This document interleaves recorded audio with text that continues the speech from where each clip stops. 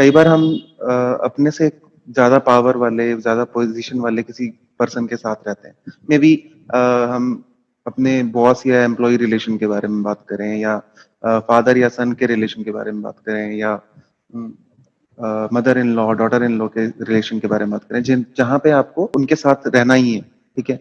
आप उस particular condition में आप अपना पार्ट अच्छा चूज करते हो कि आप बहुत अच्छे से करोगे सारी चीजें, लेकिन आपको कई बार ऐसा भी महसूस होता है कि सामने से शायद मुझे वो वैसा रेसिप्रोकेट नहीं कर रहे। तब हमारे अंदर एक रेस्टलेसनेस क्रिएट तो होती है, और उस टाइम पे हम पीस अपनी खो देते हैं इंटरनल। उस ऐसी सिचुएशन के अंदर अपनी पीस को कैसे बनाए रखें? सबसे पहले इस पॉइंट को समझते हैं, जो पॉइंट अभी आपने बोला कि हमसे कोई पावरफुल पोजीशन में है, हो सकता है फादर हो, घर उन्हीं के नाम पे है, अब रहना उन्हीं के घर में है, अब क्या करें। और वो हो सकता है अपनी पावर को मिसयूज कर रहे हैं, हमें कुछ भी बोल रहे हैं, फिजिकली हमारा टॉर्चर नहीं कर रहे बट मेंटली हमारा टॉर्चर कर रहे हैं सुबह से रात तक। अब क्या करें।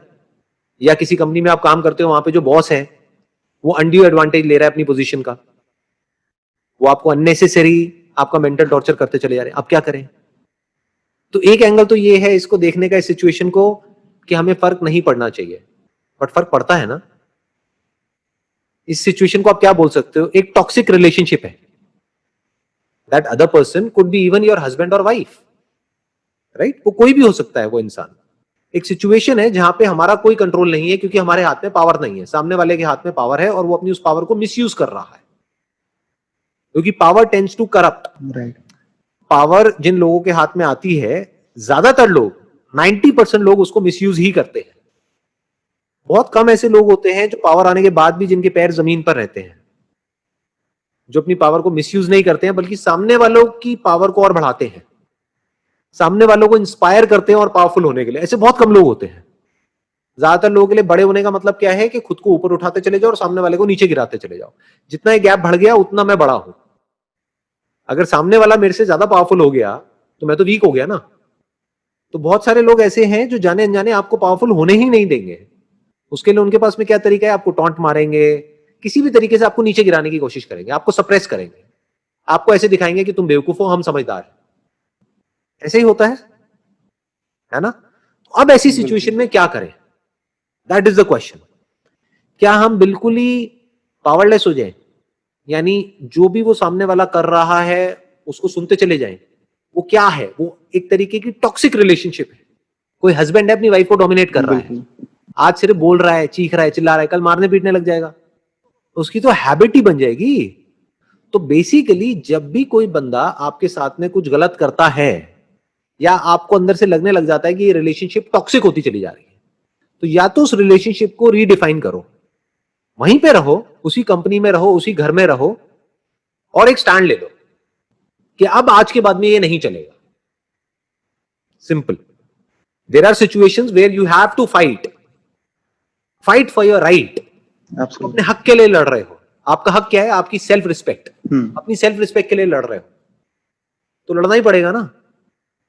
अब लड़ करके दो चीजें होंगी, या तो वो पावर गेम बराबर का होगा, जब हम अंदर से अपनी पूरी पावर के साथ में सामने वाले को बोलते हैं कि आज के बाद में दोबारा से नहीं होना चाहिए, या तो वो होना बंद हो जाता है।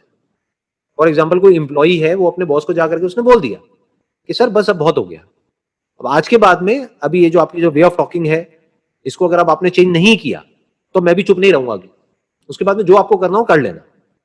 तो या तो वो बंदा सोचेगा, अगर आप उस कंपनी के लिए काम के होगे तो सोचेगा कि यार मैं अपने वे ऑफ टॉकिंग को चेंज कर लेता हूं, क्योंकि इसके जाने में मेरा नुकसान है, इसके रहने में मेरा फायदा है, चलो कोई बात नहीं।